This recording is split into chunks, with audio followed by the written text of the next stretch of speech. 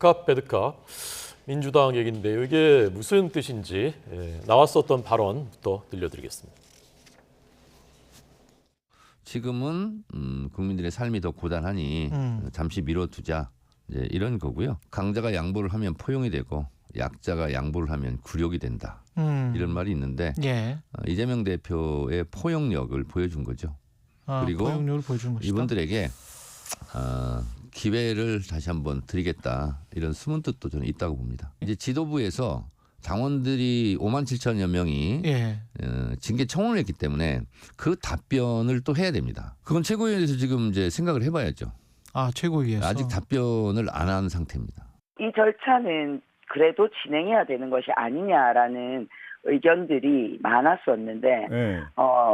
대표의 그 요청이 또 있으셨고 예. 또 저희 내에서도 지금 상황에서는 이 문제를 진행하는 것이 적절치 않다라는 판단이 있어서 그런 그 결론이 나왔기 때문에 어떻게 보면 지금 진행하진 않지만 이 예. 문제가 잠복되어 있다라고 볼 수는 있겠죠. 뭐 이재명 대표가 진짜 정말 바보가 아닌 한 뭐 이렇게 얘기할 수밖에 없는 거 아닌가 싶어요. 그래서 이제 예. 국합 배드캅 얘기가 뭐 착한 경찰하고 그렇죠. 이제 뭐 나쁜 경찰 최고위원하고 당대표가 네. 역할을 나눈 거다. 나눠서 국합 역할을 해야 되고 또 지도자로서 그렇게 해야 되는 거고요. 지금 윤석열 대통령 국힘당이 더군다나 강서 참패 이후에 이런 공경에 처했는데 민주당을 분란 속으로 몰아야 될 이유는 전혀 없는 거죠. 그런데 정말로 이 얘기가 진심인가라는 게 드러나는 지점이 곧 옵니다. 네. 이 얘기가 진심인지가 드러나는 지점이 이제 곧 올 거라고 하시는데 언제 오는 겁니까? 이게? 공천 얘기하는 거죠, 공천. 그러니까 신경민 전 의원은 공천 과정에서 이제 소위 비명계가 탈락하게 되면 그걸 빌미로 해서 이게 바로 징계다 이렇게 얘기할 거예요. 그 얘기에 이제 뭐 밑자락을 깐다고 저는 보는데 뭐 공천 과정은 투명하게 공개적으로 저는 해야 한다고 봅니다. 그리고 현역 의원들은요 항상 유리한 입장에서 신인들과 대결을 하는 거예요. 저는 기득권 내려놔야 된다고 생각합니다. 그건 국민의힘이든 민주당이든 마찬가지예요. 현역이 항상 유리해요. 네. 그럼 현역이 유리한 점들을 배제하고 신인들과 경쟁할 수 있도록 만들어줘야 한다고 저는 보고요. 모든 지역구에 저는 경선해야 한다고 생각해요. 전략 공천 이런 거 하지 말고 그래야 국민들이 볼 때 공정하다고 생각하지 않겠습니까? 이른바 그 가결파 5인 의원들은 다 뭐 전략 공천이 아니라 경선 대상들인 거 아닙니까? 경선 원래가? 대상이죠. 저는 그렇게 보고요. 그러니까 저는 이제 민주당의 뭐 한정에서 얘기를 하면 민주당이 전 지역구가 저는 그래야 한다고 보고요. 네. 그런 점에서 본다고 하면 그 과정에서 뭐 시스템 공천이나 아니면 공천 룰을 잘 정해서 그 룰에 따라서 어떤 결과가 나오든 그 결과에 정당성이 확보된다면 그걸 가지고 예전에 뭐 가결표 늦었으니까 우리를 잘랐다 이렇게 얘기하면 안 된다고 봐요. 네. 그게 만약에 뭐 공정하지 않으면 그때는 문제를 제기할 수 있겠지만 공정한 절차에 의해서 했다고 하면 거기에 동의하고 뭐 여론조사도 하고 예를 들면 평가도 하고 모든 사람이 다 평가받지 않겠습니까? 특히 이제 현역한테 평가하는 기준을 만들고 있는데 그 기준이 만들어지고 나면 그 평가 기준에 나와서 밑에 뭐 하위 몇 %는 컷오프를 하든 뭐 이게 룰이 정해질 거예요.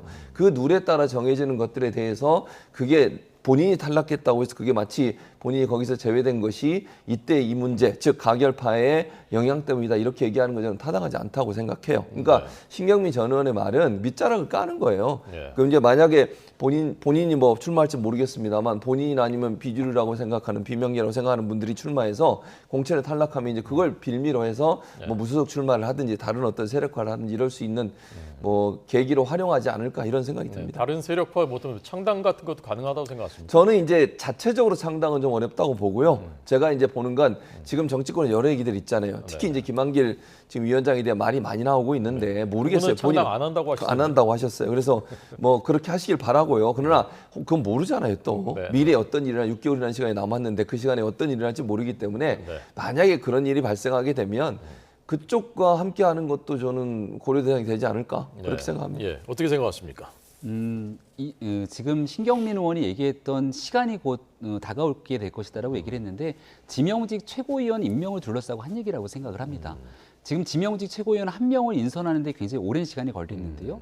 그 자리가 원래 송갑석 의원, 이른바 비명기라고 불렸던 인사가 자리를 하고 있었는데 네. 지난날 체포동의안 가결 이후로 엉뚱한 사람들이 책임을 지게 되면서 비명기 의원들이 오히려 축출된 것 아니냐 이런 얘기와 언급들을 하지 않습니까? 네. 지금 국민의힘의 변화와 혁신 과정을 두고 민주당은 굉장히 쓴소리들 그리고 더 나아가서 굉장히 좀 모욕적인 얘기들까지 쏟아내는데 국민의힘은 지명직 최고위원이라고 하는 한 자리에 김예지 의원 약자를 대변하기도 합니다만은 유승민 전 의원과 선거를 함께했던 인사이기 때문에 비윤계라 불러도 손색이 없을 만한 분입니다. 네. 그리고 유이동 의원 같은 경우는 정책위 의장으로 국민의힘의 가장 중요한 요직에 모셨습니다만 누가 뭐래도 지금 있는 이 당의 주류 세력과는 거리가 있었던 분이기도 하고요. 그러니까 당내 다양성들을 함께 추동해 가기 위한 노력들이 진행되고 있는 건데 지명직 최고위원 한 자리를 이 비명계 의원들이 축출돼서 나갔다면 그 자리에 과연 어떤 사람이 올 것인가가 핵심 아닙니까? 네. 국민의힘에 주장하고 있는 내용이 빗대어 설명하게 된다면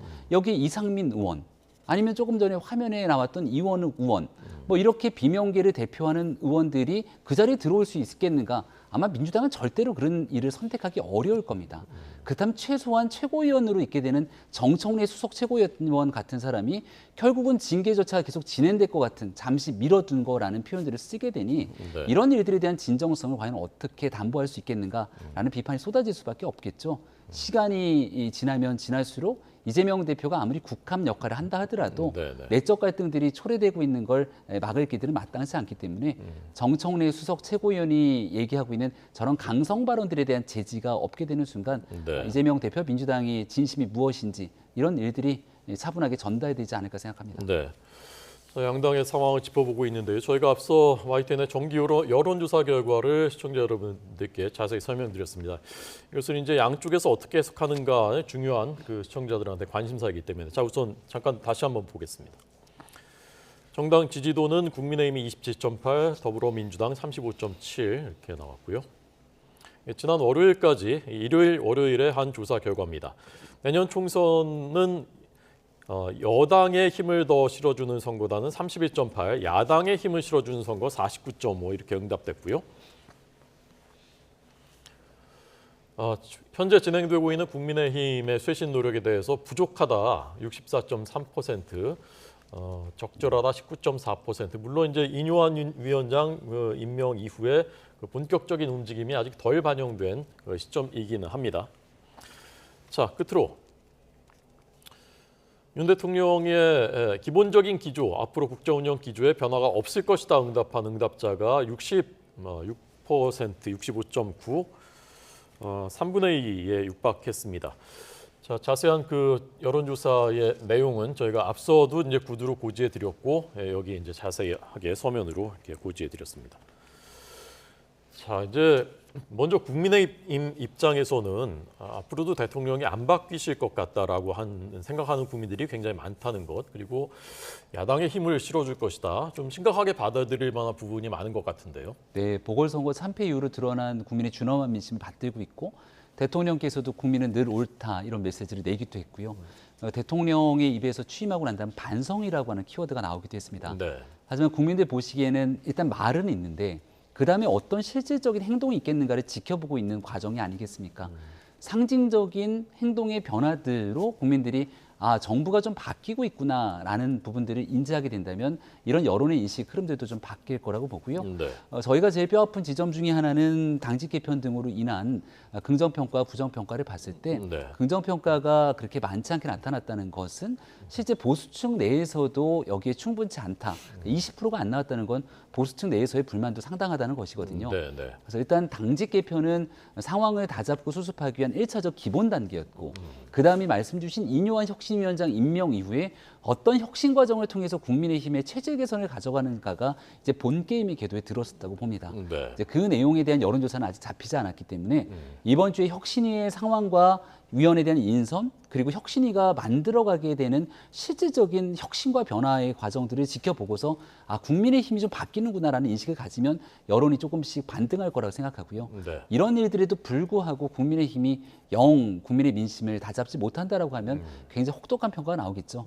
아직 시간이 좀 남아 있는 만큼 남은 기간 동안 저희는 할 수 있는 최선을 다하려고 합니다. 김칠고 의원님은 윤석열 대통령이 앞으로 국정운영 기조 또는 그 메시지 이런 것이 많이 바뀔 거라고 개인적으로 생각하십니까? 어떻습니까? 국정을 생각하고 있는 기본적인 축, 자유라고 하는 키워드였는데 그리고 자유민주주의와 시장경제라고 하는 우리 헌법 정신의 기본 축은 바뀔 수가 없는 겁니다. 네. 그리고 국민을 위해서 나아가고자 하는 그 대통령의 생각도 분명하게 그 중심이 있을 거라 보는데요.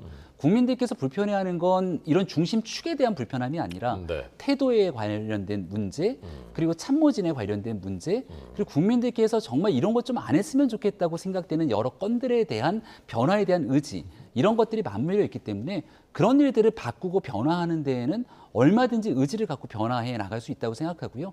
상징적인 행동에 대한 변화 몇 가지가 국민들께 아 이렇게 바뀌는구나라는 것들을 보여드리게 된다면 네. 국민들께서도 윤석열 대통령과 정부가 갖고 있는 진정성을 충분하게 좀 인정하고 인지할 수 있지 않을까 생각합니다. 네. 최진봉 교수님은 이 여론조사 결과들을 어떻게 해석하셨습니까? 그러니까 지금 말씀하신 건 김병민 최고위원의 바람이 그대로 되길 바라는데 안 하실 것 같아요. 저는 윤석열 대통령께서 기조를 바꾸거나 저는 여론조사 나온 결과가 맞다고 봅니다. 네. 왜냐하면 윤석열 대통령이 지금 이제 취임하고 거의 2년이 다 돼가시는데 이 과정을 통해서 보여주신 모든 모습이 크게 변화가 없었어요. 그렇다고 하면 국민의 여론에 민감하게 반응하는 그런 정책적 행보나 아니면 국정 운영 행보를 보이지 않으셨기 때문에 앞으로도 본인이 옳다고 생각하는 걸 계속 하실 것 같아요.